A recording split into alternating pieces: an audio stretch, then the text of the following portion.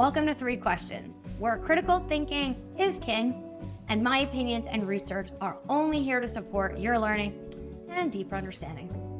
Hey, I'm your host, Megan, and I'm so honored you clicked on Three Questions today so we can talk about if all our problems are in our head or potentially because of our head. Now, that might seem like a vague title or like, what? Let's kind of dig into this a little bit. So what I want everybody to do right now, provided you're in a safe place to do this, touch the top of your head. Just feel the top of your head. Does it feel even from right to left? Maybe put both your hands up there. Does the right side of your head feel different than the left side? Come down and touch your ears. Kind of put your hands around your ears. Touch your ears. Pull on your ears. Touch your cheekbones. Touch your jaw. Now notice when you're touching your cheekbones and jaw, just right now, does your jaw seem the same distance away from your left cheekbone as it does from your right? Now turn your head to the right. Did that distance change? Turn your head to the left. Did that distance change or stay the same? Now take your two hands and maybe touch your right ear and like your right arm. So I'm like kind of making an L with my hands.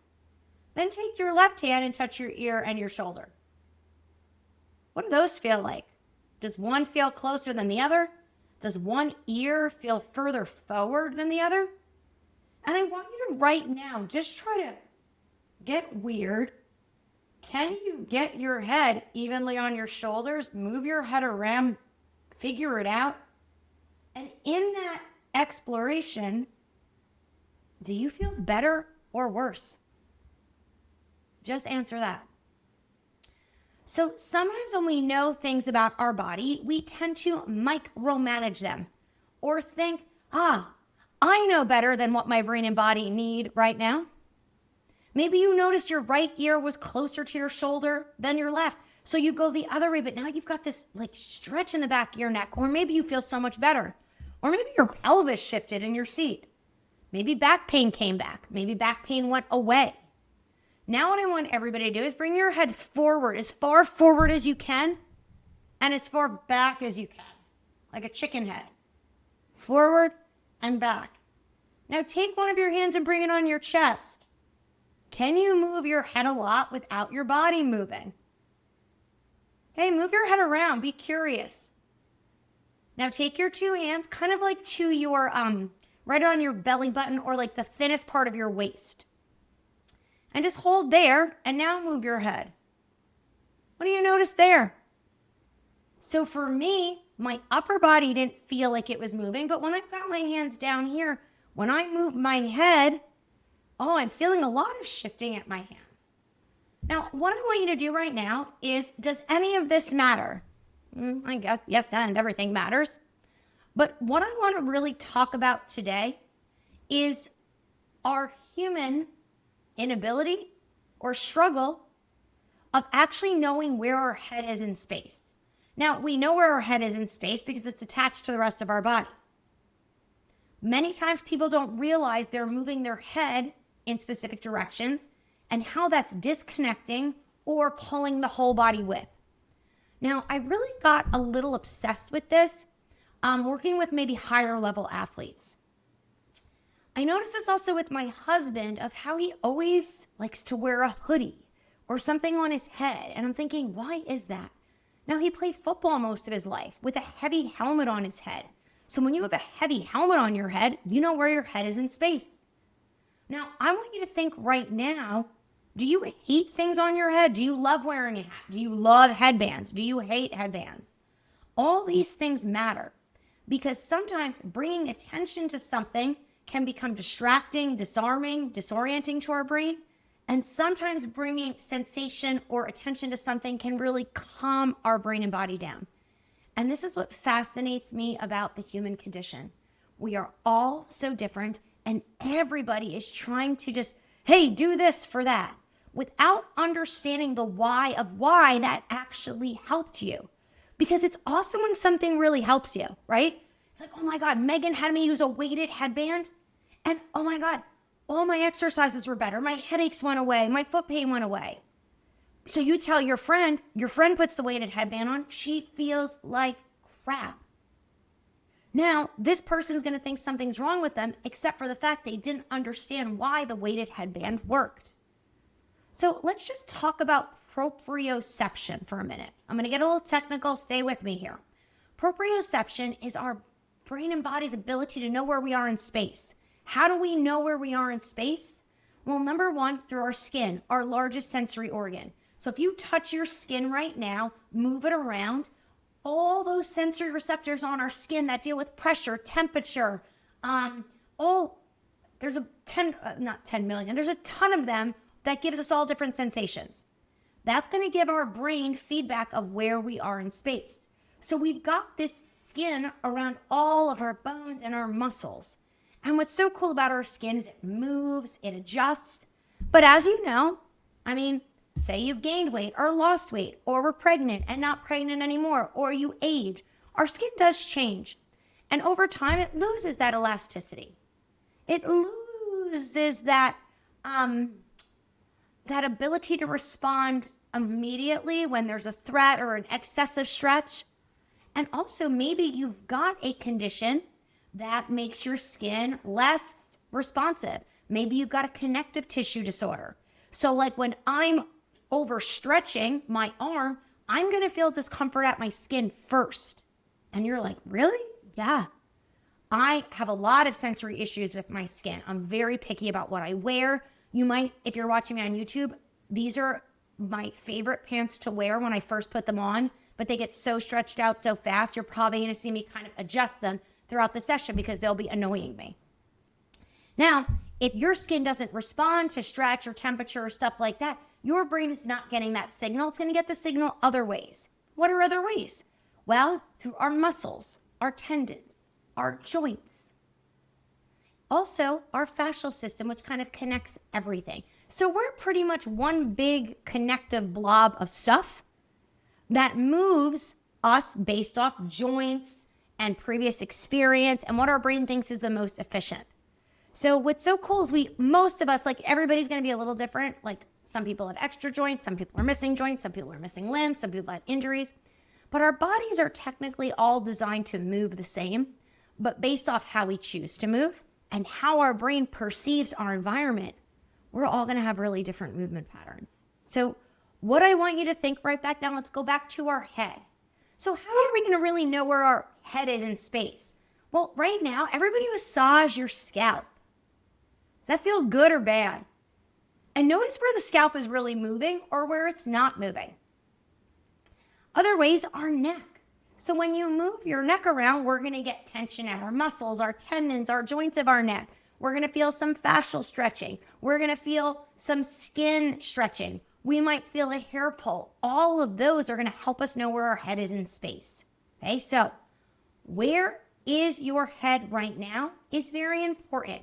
So however you're sitting, what I want you to do is notice where your crotch is. Feel free to touch your own crotch. It is your crotch. Touch your pubic bone. Touch your butthole. Notice the space between them. Notice how you're sitting on the seat. From here, I want you to notice the pressure exactly. Now rock your pelvis back and forward a little bit. So notice how that pressure is changing. Okay? Now kind of pick a spot. Now what I want you to do is tilt your head back and down. So like you're saying yes, really big and slow. And I just want you to notice, is the pressure changing at your crotch? What if you really pay attention to your crotch and move your head almost kind of like around your crotch? Not that will resonate for everybody, but basically keeping the pressure at your crotch still as you move your head. Now, does that make your body feel calm? Does that make your body feel agitated? Maybe bring your head forward, kind of circle it around, and kind of go big first so you can feel the pressure shifts at your pelvis. And now try to go slower with the head, keeping the pressure at your own crotch. And you might notice, man, I feel like my head's going to the left. Maybe yours is going to the right. And we assume that the going to the left or the right is bad, except after doing that, my whole pelvis settled down. I didn't realize my left hip was tight until I did that. Okay? So I want you to kind of think, when you're feeling disconnected, when you're feeling like crap, I want the first thing you to do is, where is your head in reference to your crotch? So is it forward of your crotch? Is it behind? Is it left or right? And not try to fix it, but just establish where my crotch is and then see if I can move my head without moving my crotch. Or maybe you hated that. Maybe put your hands on your head. Now try to move your crotch around. Do you feel your head moving? I do. All right. Now try to keep your head still. And I love using peripheral vision. So I've got my hands on my head. I can see my elbows in front. So I'm going to look at the computer here. And I'm going to try to move my crotch without changing my head position in my hands or letting my elbows get closer or further away from what I'm looking at. I'll repeat that. So I'm just kind of like circling my crotch around. And I'm trying not to move my head in my hands. And I'm going to close my eyes. Or I can look at my elbows and try not to let my elbows move in relation to whatever I'm looking at. I think that was harder. So what did you do better? Were you better at stabilizing your hips and lumbar and lower back and move your head? I like that better. Or did you do better kind of stabilizing the sutures and cranial joints and your neck while moving your hips and your lumbar spine? Which felt better to you? And if neither, no drama. You'll get to question number 2 and feel better. So I just want you to think about that now and use a strategy. So I haven't even gotten into question 1 yet. I just wanted you to kind of experience and understand how important our head is in relation to our body. Because question 1 is, when you're working out or you're moving or you're walking, I want you to ask yourself, where is your head at the beginning of the movement versus where it is at the end? Okay? So maybe pick an exercise. I'm going to pick one for you. I like to use a sit to stand. Okay? So a sit to stand is we just stand up and sit down. Now I'm not going to do this on screen because I will go out of the frame and I'll probably hit my microphone and screw up the whole thing. But what I want everybody to do is notice where your head is right now. Okay? Now, how do you know where your head is? You just guessing? Well, maybe you're looking at something in front of you, but I want you to touch your ears in relation to your shoulders. Okay? Maybe notice where it is in reference to another point of your body. Now, I just want you to stand up and then sit back down. Did your head move throughout that range of motion? And I can guarantee almost nobody feels this. And what I do with a lot of my clients, I will actually record them to show them. So when we're looking straight ahead and we stand up, in order to keep our head up or to look at what we're looking at, we have to tilt our head back. So what I want everybody to do right now, put your feet on the ground, look at something in front of you and lean towards it. And then come back. Now take your 2 fingers, making an L, touching your chin and your sternum. Now, just do the same thing again. Don't overthink it. Move towards the target naturally. Now, you'll notice, if you didn't force it, your chin will probably come away from your sternum, your chest, in order to keep your visual, whatever you're looking at in your visual field. Now, that's not wrong. But why this is important, my friends, is our brain knows where our head is in space, not just proprioceptively, which I've been talking about, not just visually with what we just used, but our vestibular system. That's our inner ear that's made up of 3 semicircular callus and other 2 joints and sensory receptors that when we move our head around, the fluid in our ear and the movement gives our brain a signal of where our head is in space. So I work with a lot of people with neurological conditions or injuries, and they'll be like, I can't get up out of a chair. I'm just too weak. And every single time they try to get out of the chair, they lean forward. So they're looking at a target and moving towards it. However, they always, literally always tilt their head back a little bit. Okay, I just want you to hear that. So this is what's called a sensory mismatch. If your brain says visually, we're moving forward.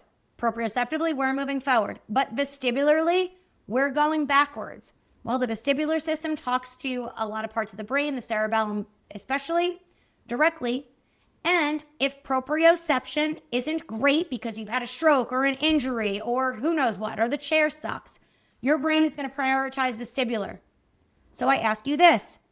If you have balance issues or afraid of falling and your brain is telling you you're going backwards, do you think the brain is going to allow you to stand up? Think about that. If your head is tilting backwards, so right now I want everybody, sit wherever you are, tilt your head backwards. And now try to stand up. I guarantee every single one of you, as you stood up, you brought your head forward. Okay? Now, maybe you're a chain gymnast or your brain can deal with vestibular challenges like that. Fine. But you're the exception, not the rule. So our head position is critical. But here's where it gets dicey. Stay with me. A lot of us are guessing where our head is proprioceptively based off what we're feeling. What I'm telling you right now is your proprioception of your head might not be very accurate. Okay? Now, if our vestibular system is giving our brain a different signal, our brain is going to get very confused. Can you see how much processing the brain is going to need to be doing here?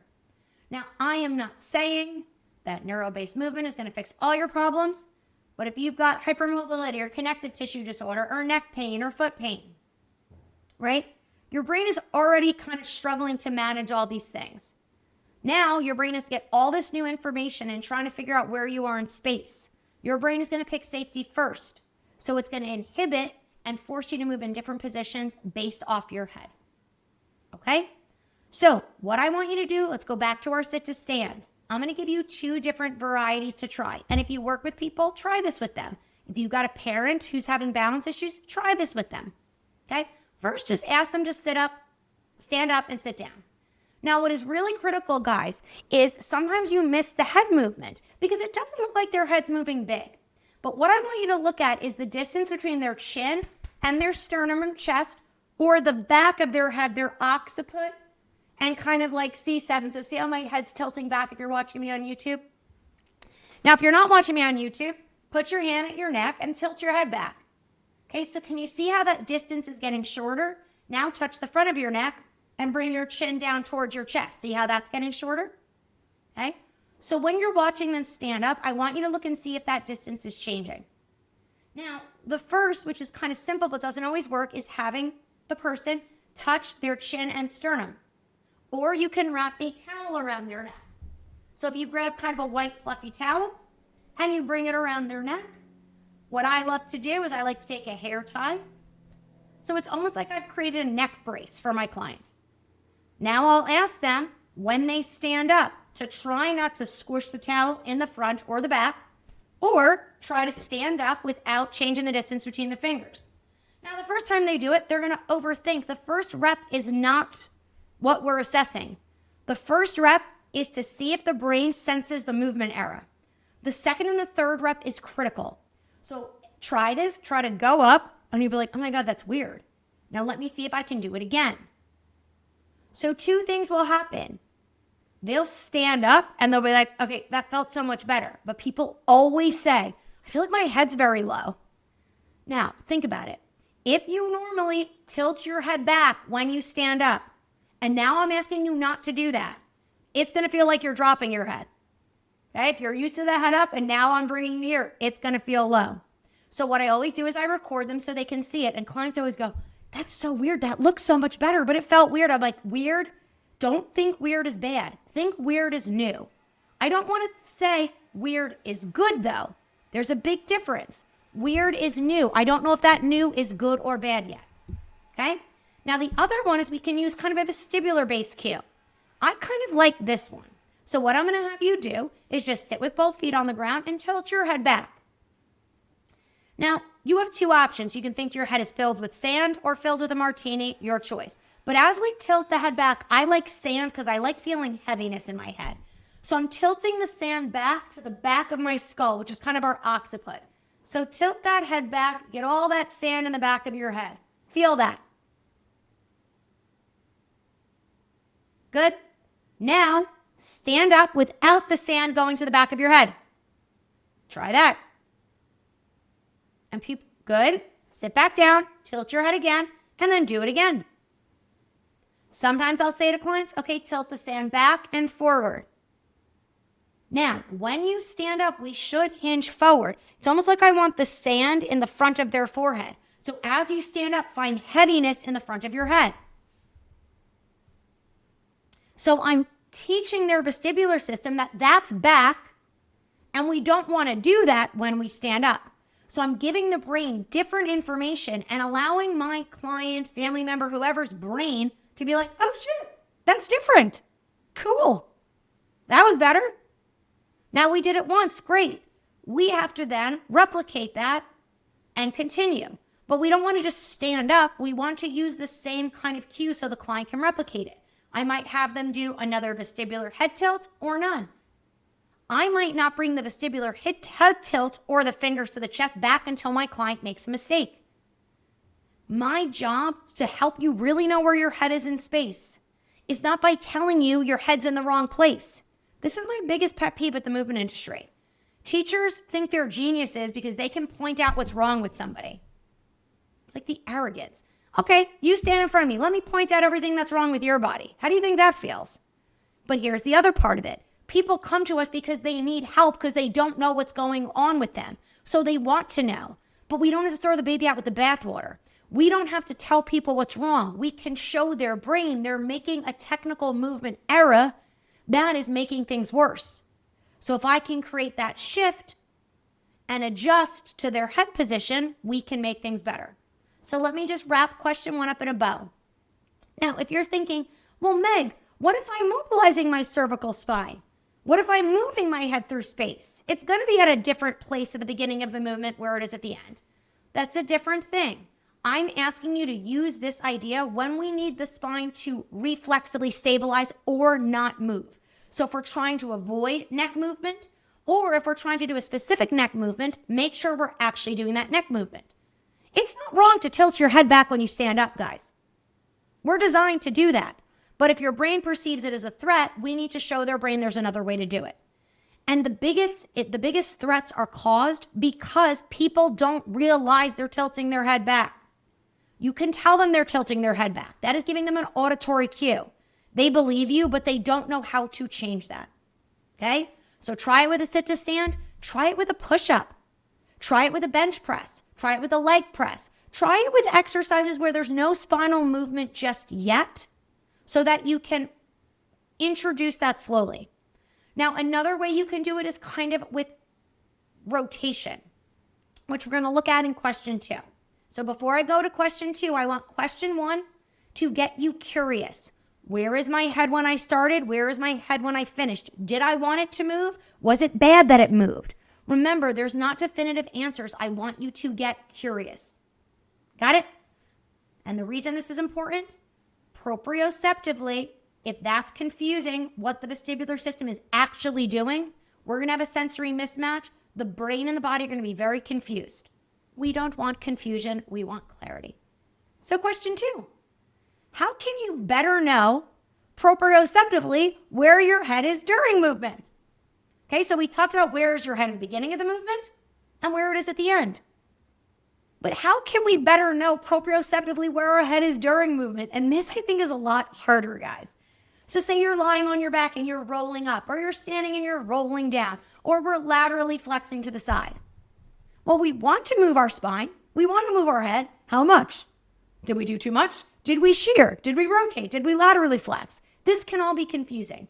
And touching it isn't always helpful because sometimes we need to use our hands. So what I want to introduce to you here, and we've looked at this in different episodes, is how our tongue and jaw can be helpful to know where our head is in space. Okay, so right now, move your tongue inside your mouth. Move it around. Feel all your teeth.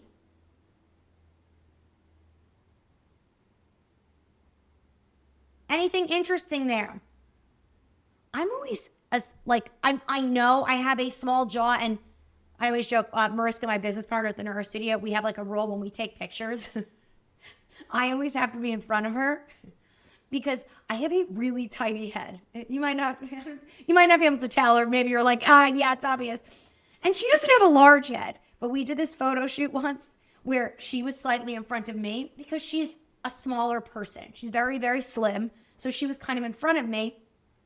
And she was like, I hate these pictures. I'm like, why? I look great. She's like, yeah. Her head looked so big. I didn't realize it because I was looking at myself. But so now we have switched it. So when I clean my teeth, I'm like, oh my God, I have such a small jaw. What do you notice? Do you notice the left teeth feel different than the right? Now, what if you take your tongue, suction it to the roof of your mouth? How does that feel? Does it feel natural? Is your whole tongue up there? Is your tongue touching your teeth? Is it butting up to your teeth? Now I want everybody to swallow normal. Did your head and body move like mine did? Now, after you swallow, where is your tongue right now? Don't do anything, just swallow. Okay. The tip of my tongue is at the roof of the mouth. The rest of my tongue is not. Okay, so that's actually my resting tongue position right now based off how I'm sitting and what I'm doing. So our tongue is really helpful for a few reasons. Now, our tongue, it gives us signals about taste. It helps us with talking, chewing. And did you know digestion starts in your mouth? So if you're like a smoothie person, like chewing is very important. Moving your tongue around your mouth. That's kind of where carbohydrate breakdown starts, in your mouth. So I have like a terrible stomach. Many of you know this. And like smoothies, kill my stomach. And it was so interesting because a naturopath was like, yeah, all of a sudden you're taking this cold liquid. It goes right down your throat. Your stomach's like, whoa, what's that? It's like my stomach is surprised that there's stuff down there because it didn't get that prep. So I had a doctor once say, oh, there's a very easy fix to that. Just chew your smoothie. And I was like, huh? Chew my smoothie? And I'm like, well, that's stupid. And it actually like annoyed me. I didn't like that sensation. I'm like, or I can just eat normal food and not drink a smoothie. That was the easy solution. Or chew something. Like sometimes I'll have like a little piece of mango, dried mango because it's chewy before I have a smoothie to kind of prep my body for the digestion that's going to be about to come. Also, our cranial nerves. So we have 12 cranial nerves. A lot of you guys know about the vagus nerve, but there's a lot of other cranial nerves that help with facial expression, movement, talking, elevating our shoulders. And all those cranial nerves activate the different parts of our face. Okay? This is also why anything you're putting in your face is important to think about it. It's going to affect the sensation of our skin, and our skin on the front of our face is giving us a lot of proprioception of where we are in space, right? And as we age, we all know this changes. Now, think about where our skin gets the crepiest and the saggiest, okay? It's often like our neck, our hands. There's certain areas. Now, again, a lot of people do things for their neck. And again, my comments come from zero judgment. I'm 44, so it's very easy to say what I should never do that. But like maybe when I'm 65 or 80, I might have a different opinion. But what I always go back to is how are these things going to affect my brain's and body ability to move and be who I am? I actually just saw, I think she's so funny. Her name is Hannah Berner, and they have a podcast called Giggly Squad. Her and Paige, I love Bravo TV. They were on the show Summer House, and she got a filler or something in her masseter for TMJ, and it was kind of hysterical because she can't smile now, and her like mouth just opened, and she was being very funny about it. And she's like, I can't believe the thing I put in my face for it to look better is now going to destroy my face. And again, she will recover from that, but it's just so interesting how much facial expression is important. And again, that's going to affect the ability for her to move, her neck, her lumbar spine. So Hannah, if you're listening to this, make sure you do some of these pelvic and head movement and foot exercises to make sure while your face is really stiff, your body doesn't have to adjust to that. Okay? Now, moving on. With our tongue, what I want everybody to do right now is push your tongue into your left cheek and turn your head to the left. Now, keep your tongue in your left cheek and turn your head to the right. Now, notice what you're looking at right now. Remember that spot, come back to center. Tongue to the left cheek, turn to the left. Tongue to the center of your mouth, turn back to the right.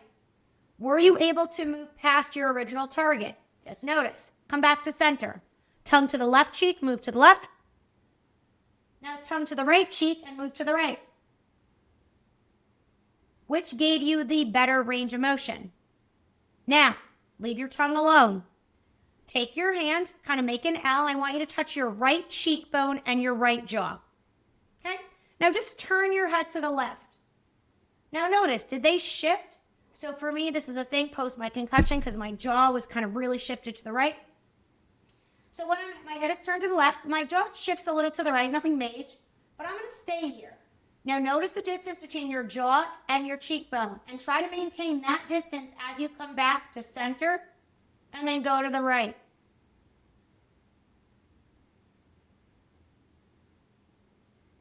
And come back to center. I'm going to have you do that again, but I'm going to have you do it on the other side. So turn your head to the right as far as you can comfortably. Don't work the rest of your body shifts. Now touch your jaw and your cheekbone. Excuse me.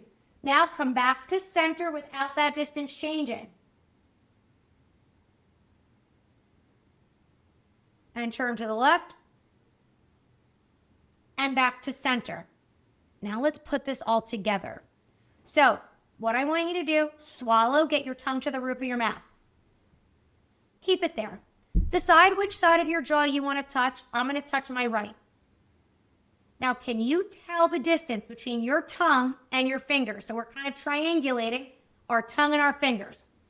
Okay, now I just want you to turn your head to the left and the right and notice if you feel any nuance or shift there.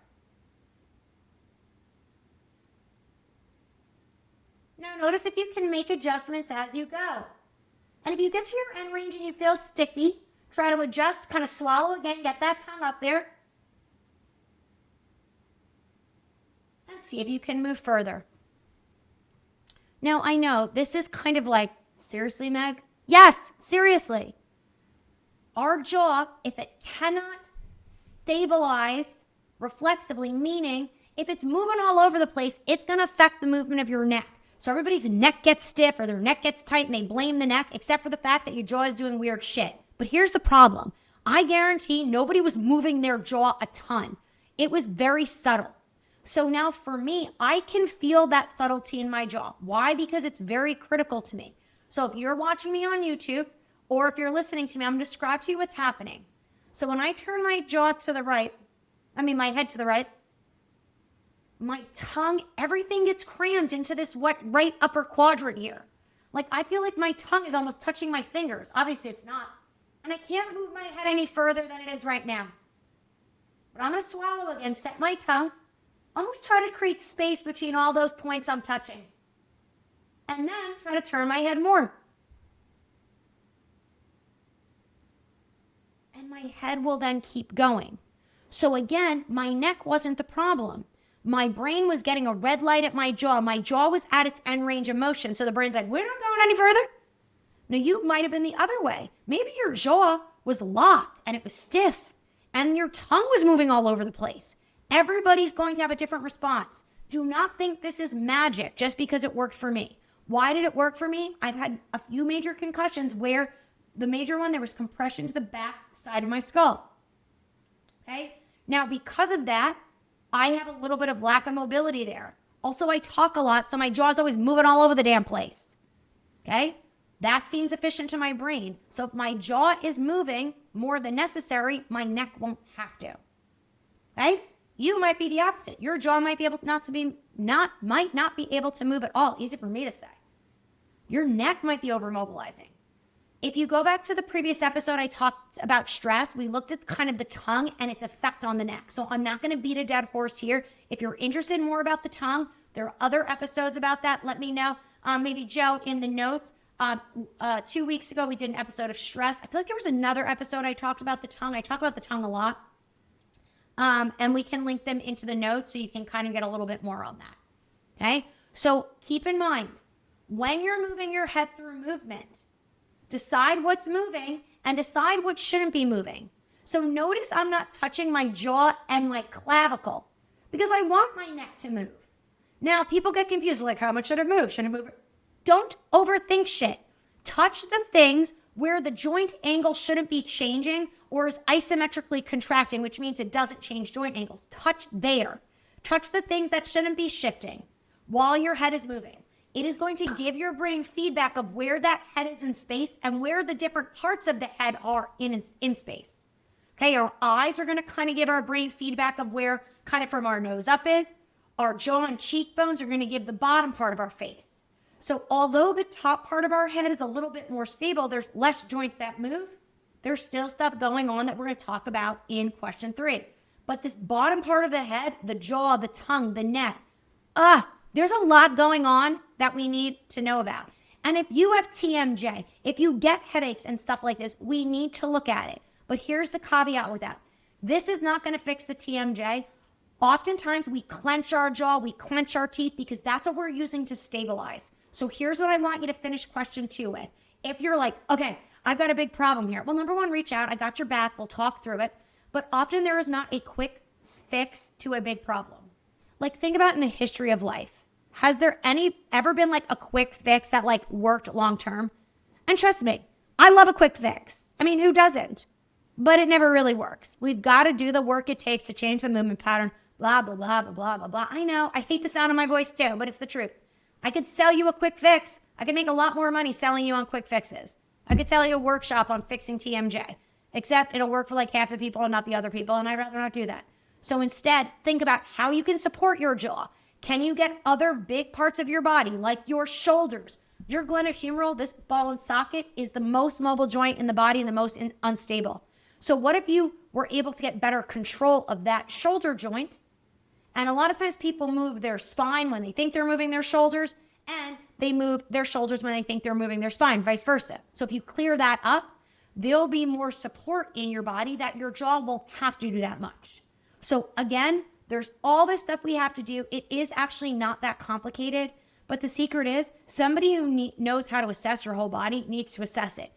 I have a rule. I don't guess, we assess. When students ask me a question, I'll be like, I'm not going to lead you down a rabbit hole. Well, it could be this, or this. How about we look at the client, actually assess them, look at our assessments, what are our goals, and then decide the how we're going to address it.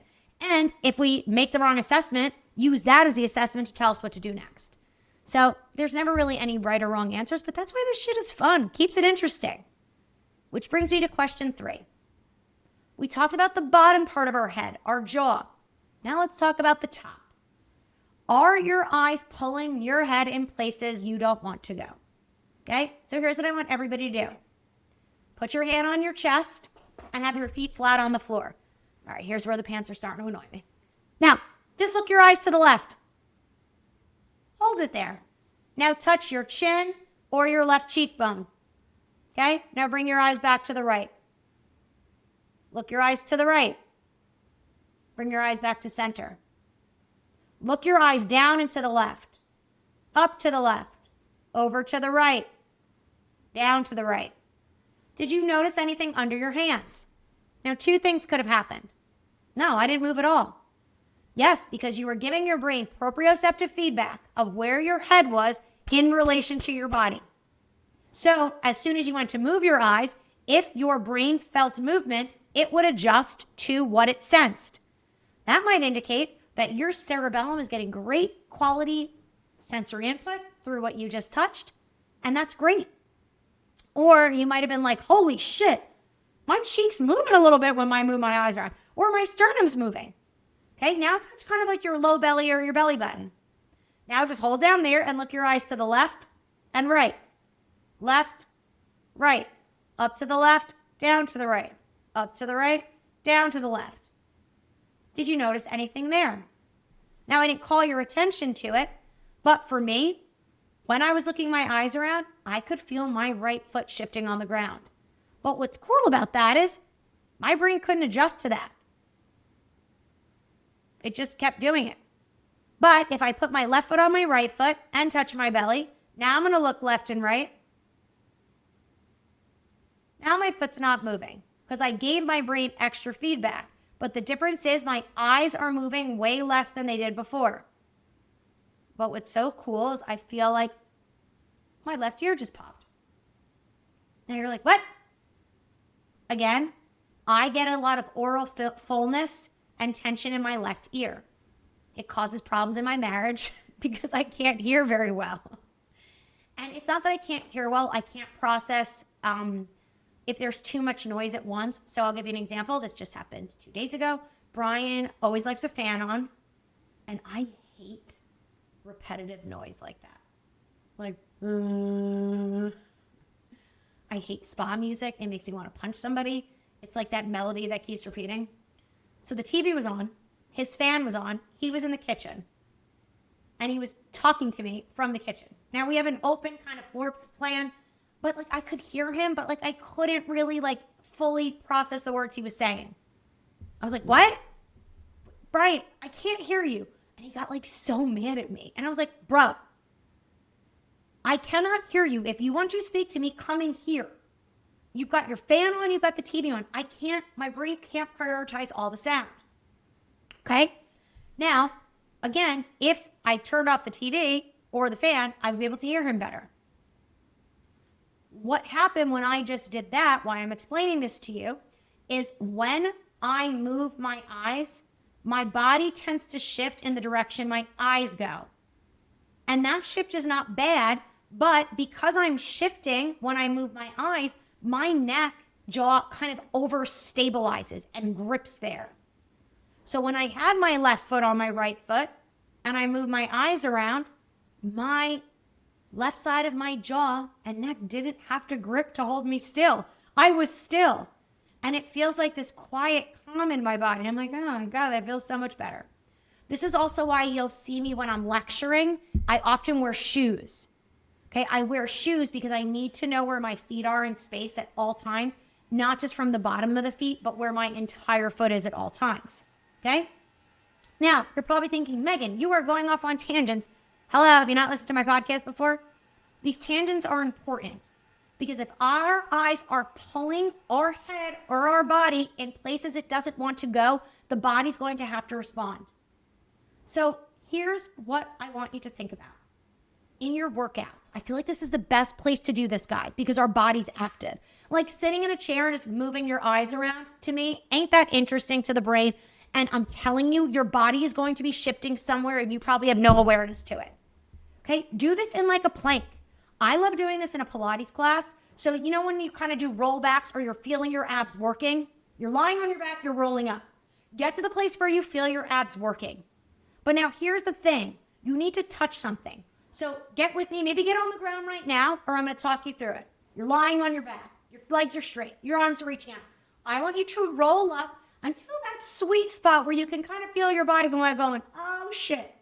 From there, I want you to take both of your hands or one of your hands down to your belly. And I want you to try to touch your pelvis and one of your ribs or your low belly and your sternum. So you need to touch a part past your belly button on your pelvis and your rib cage. Okay, just notice how far apart they are and don't you pull your abs in, just hold it. You feel it? Okay, roll back down. Now, you're gonna roll up again to that spot. You're gonna bring your hand to that spot again. Hold it. Your goal is to not change the distance or pressure between your fingers. And now look your eyes up and down. Now, if you notice your body, your fingers are moving, focus on that. Make your eyes smaller up and down. Maybe do left and right. Okay? Do a few of those and then roll back down. Now, if you're like, damn, I really felt my abs working more there. Good, because in that flexed position, your spine was then stabilizing that position. So you're getting an ab workout, you're stabilizing your spine, and we found a moment to isolate the eyes. Now, if you're like, I didn't feel my abs at all there, Meg. Well, that's telling me, number one, you were doing what I call a fascial fold. So think of like the six-pack muscles, you know, that little white line between. A lot of times we just overflex at certain vertebral segments. So you actually don't need to use your abs to roll up at all. We can, because the whole body's connected, you can reach your arms really long. And because we're fascially connected, eventually because of physics and the lever load of your arms, you'll end up rolling up. Okay? So what I'm going to say to you now, come up from a seated position. My people who felt their abs, you do it from the ground up. Other people, I want you to sit up. And I want you to think, rather than tucking your pelvis to roll back, I want you to bring your head straight back. Find a visual target. Move your head back away from that target as much as you can. Keep going until your body starts rolling backwards. Once it does, stop where you feel your abs. Okay? Then instead of touching your rib and pelvis, you're going to touch your head and sternum. Now, come back up to your seated position, like full up. So you're either starting from the ground up or seated. You're either initiating with your head rolling up or pulling your head backwards in space. So think about the sand. Bring that sand to the back of our occiput. Keep bringing it back until you roll back. Now, some of you are going to need to touch your chin and sternum to help give proprioceptive feedback for your neck. Some are going to have to give for your lower back. Because when we move our eyes around, it can move our lumbar spine or our cervical. So try them both. Now get in that position where your abs are working again. Bring a hand to your head and a hand to your belly, or both, one and one. Now try to isolate your eyes like a clock. We're going to look to 1 o'clock, 7 o'clock, 4 o'clock, 3 o'clock, 7, 11, noon, 6, 1, sit up. How did that feel? Okay?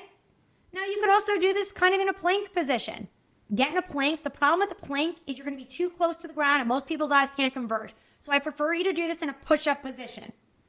Now, last thing I'm going to teach you today, because we're at the end of our episode. When you're in your push-up position, stick your tongue out. If you can see your tongue, I want you to see it in your peripheral vision. Don't look down at your tongue. Just look between your hands. And if you can see your tongue in your peripheral vision, just notice. If you can't, gently bite your tongue. Now, don't change the distance between your tongue and your hands and move your eyes around like a clock. Make sure your teeth aren't scratching your tongue if you're biting it. And if your tongue is out, don't let your tongue move closer or further from one of your hands. And just keep moving your eyes around. Please take notice if there's any shifts to your feet. If there are, adjust. And then rest. Now, get back into your seated position. How we are before. Put a hand on your belly or touch your head and your sternum. And just look your eyes around. I've got to keep my left foot on my right foot. And we're just going to look our eyes around without moving our head. And I want you to just notice how far things are away from you. Okay, that's 5 inches. That one's 6, 4, 3. Bring a finger close to your nose. How close is that? Now touch your nose or touch your chin. And now I want you to look your eyes around and notice that your eyes are moving away or closer to your chin based off what you're looking at. And if your chin is moving, well, we know we've got to give your brain better feedback. So, all your problems might feel like they're in your head because, you know what, your brain kind of controls everything, and your brain is constantly getting information from your body. So all the sensory input, temperature, pressure, joint movement, fascial movement, skin stretch, all that information is being sent up to our brain, and our brain is sending information down to know what to do with that information. So all our problems are technically in our head, but not because we're making them up.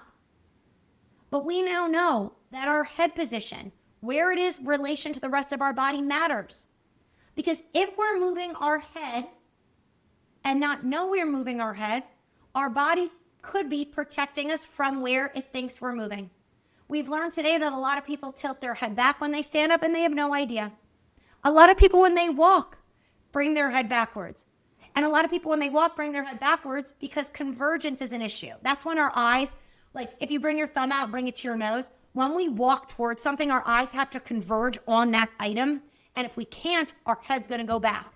So if your client's having trouble walking and they're doing weird things with their head, stop cueing their feet. Adjust their head position. We need to address proprioceptive issues with the head and make sure they are sensory matching with the visual and vestibular. We also know that we need better feedback of where our head when it's moving through space. Because a lot of times, I'll see clients do a roll down in Pilates, standing and they roll down. I watch Pilates teachers do hundreds and teasers, and they'll do, on the Pilates chair, have you ever seen where they pike their hips up? Literally, 9.5 out of 10 of them are in cervical extension when they're doing that. So if you're at your end range cervical extension, you're not going to be able to move your hips and spine anymore. But when people bring their head into flexion, it feels like it's really far forward and they're going to fall, so it gets scary. That's because their brain doesn't know where their head is in space. So rather than cueing them abs more, we have to address the head position. And last but not least, Our eyes could be pulling our head in places it doesn't want to go or needs to go. So I hope by the end of this episode, you might be like, okay, she just threw a lot of information at me. I need to listen to that again. Cool. So I try to keep these episodes short. Recognize it's not one thing. The thing that resonated with you the most in this episode, I just would like you to try to do that every day after you brush your teeth. Okay? Focus on your head in a movement where the head isn't moving. Focus on your jaw and tongue when you're moving your head through space. And then, number 3, once you've moved your head and spine through space, maybe hold it in a specific position where your brain is challenged and paying attention, and work to open up your visual field. Working on these skills will help your senses match, help you know better where your head is in space, and when our head is on top of our body, everything functions better. So remember, if you are having problems in your body, you are. Don't let anybody tell you you're fine or you're doing something that's working for you that isn't. I find my clients that have the real ahas are the ones that get curious, don't take no for an answer, and I need you to understand that you are the expert at your own body. The problem is, sometimes you're believing your proprioception when you should be focusing on the other senses that are more reliable. That doesn't mean you're a bad mover. That doesn't mean you don't know what you feel. But if you're getting signals from your skin, your muscles, your tendons, or your joints too late, the brain doesn't have the ability to respond as fast. We don't have to change things, but we do need to maximize the ability to know where our head is at all times. Thanks, guys. I'll see you on the next episode.